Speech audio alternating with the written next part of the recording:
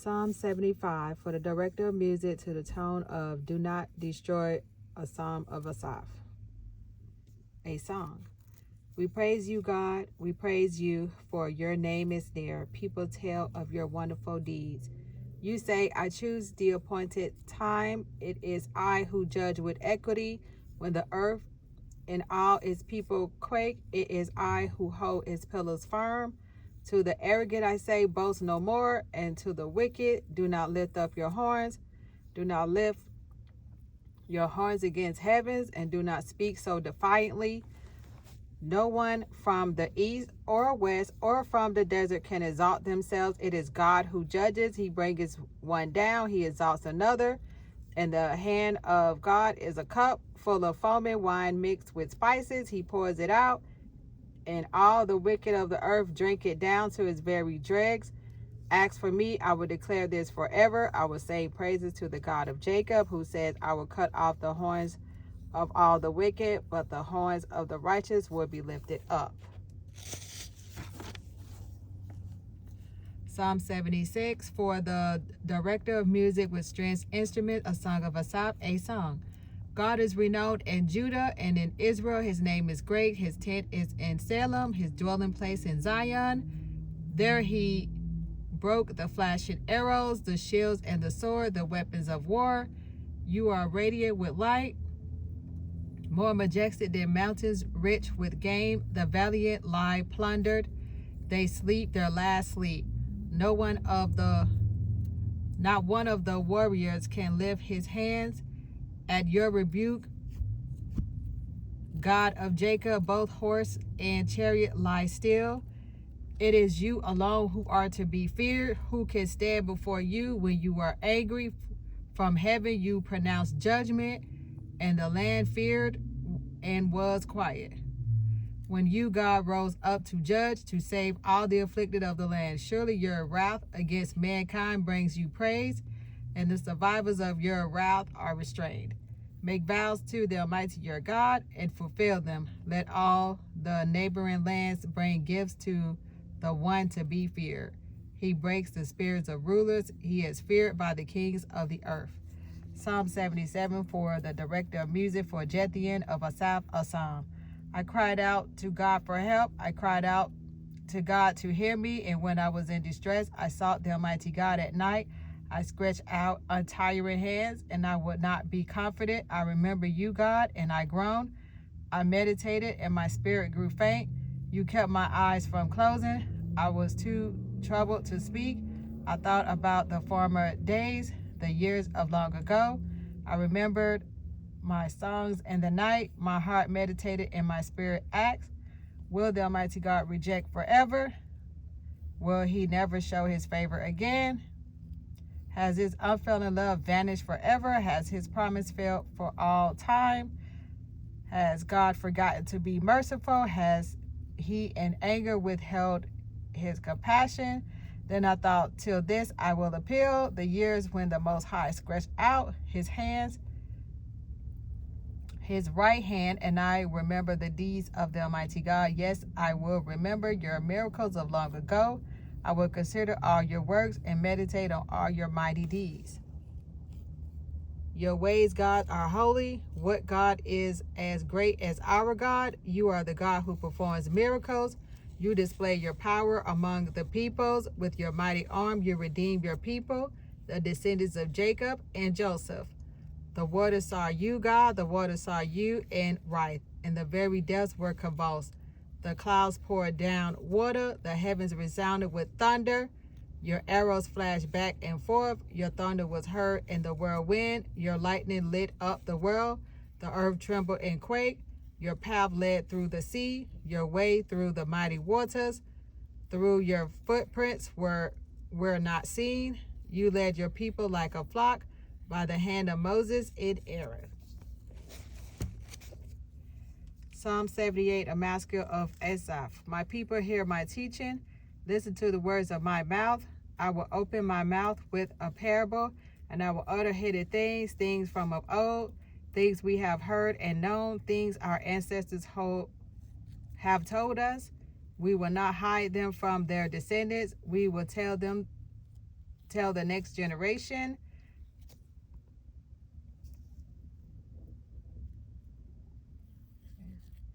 The praiseworthy deeds of the Almighty God, his power, and the wonders he has done. He decreed statutes for Jacob and established the law in Israel, which he commanded our ancestors to teach their children, so the next generation would know them, even the children yet to be born, and they in turn would tell their children, and they would put their trust in God and would not forget his deeds, but would keep his commands, and they would not be like their ancestors. They would not be like their ancestors, a stubborn and rebellious generation whose hearts were not loyal to God. Number 8, whose spirit were not faithful to him. The men of Ephraim, though armed with bows, turned back on the day of battle. They did not keep God's covenant and refused to live by his laws. They forgot what he has done, the wonders he has shown them. He did miracles in the sight of their ancestors in the land of Egypt, in the region of Zoan. He divided the sea and led them through. He made the waters stand up like a wall. He guided them with the cloud by day and with light from the fire all night. He split the rocks in the wilderness and gave them water as abundant as the seas.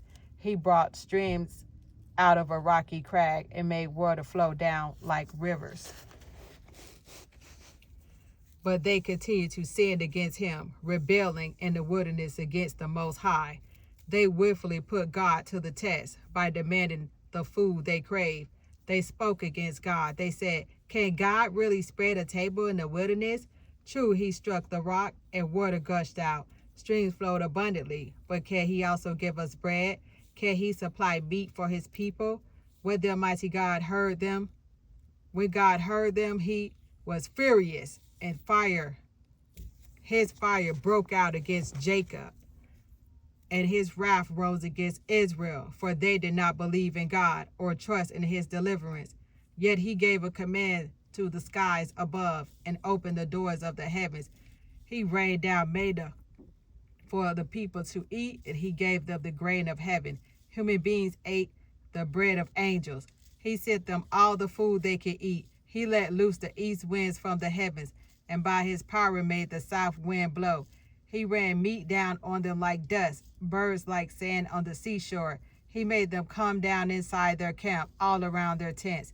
They ate till they were gorged. He had given them what they craved, but before they turned from what they craved, even while the food was still in their mouths, God's anger rose against them. He put to death the sturdiest among them, cutting down the young men of Israel.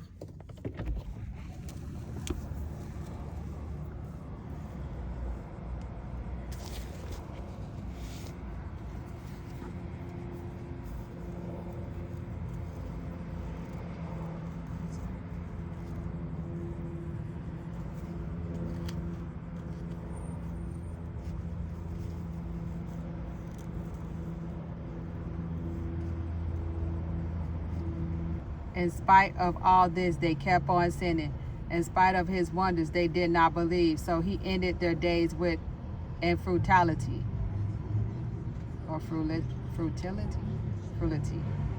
And in their years in terror. And whenever God slew them, they would seek him. They eagerly turned to him again. They remember that God was their rock, that God Most High was their Redeemer. But then they would flatter him with their mouths, lying to him with their tongues. Their hearts were not loyal to him. They were not faithful to his covenant, yet he was merciful. He forgave their iniquities and did not destroy them. Time after time he restrained his anger and did not stir up his full wrath. He remembered that they were but flesh, a passing breeze that does not return. You see how often they rebelled against him in the wilderness and grieved him in the wasteland. Again and again they put God to the test. They vexed the Holy One of Israel. They did not remember his power, the day he redeemed them from the oppressor, the day he displayed his signs in Egypt, his wonders in the reign of Zoan. He turned the river into blood. They could not drink from their streams. He sent swarms of flies that devoured them and frogs that devastated them. He gave their crops to the grasshoppers, their produce to the locusts. He destroyed their vines with hail and their sycamore figs with sleet. He gave over their cattle to the hail and their livestock to bolts of lightning. He unleashed against them his hot anger, his wrath, indignation, and hostility, a band of destroying angels.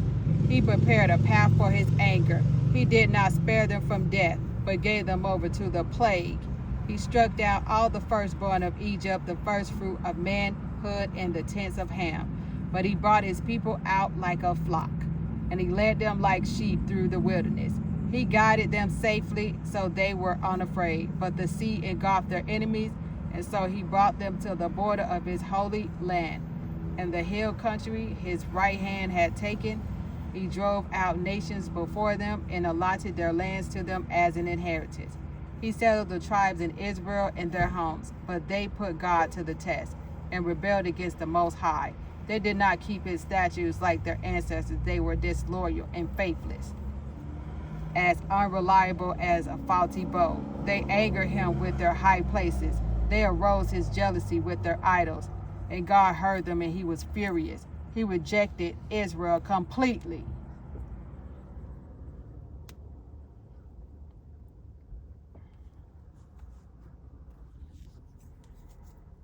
He abandoned the tabernacle of Shiloh, the tent he had set up among humans.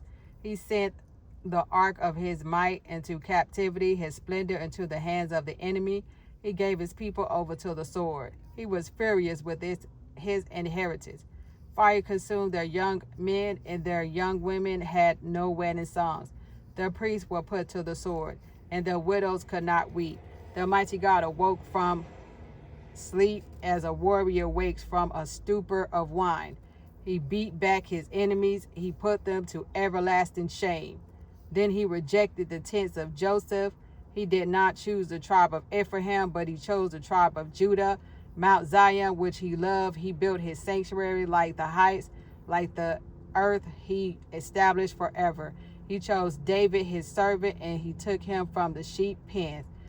From tending the sheep, he brought him to be shepherd of his people Jacob, of Israel his inheritance, and of David shepherded them with integrity of heart. With skillful hands he led them. Woo! That's right.